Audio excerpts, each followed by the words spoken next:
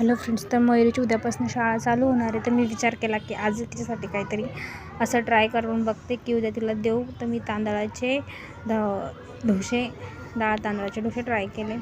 तर मी 2 तास तांदूळ आणि डाळ भिजत टाकले. तुम्ही रात्री पण भिजत टाकू शकतात.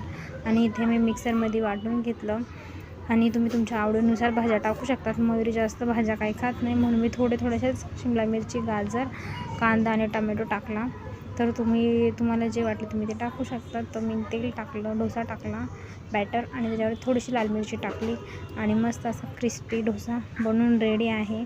आणि मयुरीला केचपसोबत तो डोसा मी सर्व केला आहे. संध्याकाळचा टाईम आहे म्हणून मी ट्राय केला. तिने खाल्ला तर ठीक, तर उद्या तिला टिफिनला देईन, कारण की तिचे खायचे खूप नखरे दिवसभर. तर घरी खाऊच खाते, शाळेमध्ये तर जेवणच करावं लागेल ना, त्याच्यामुळे.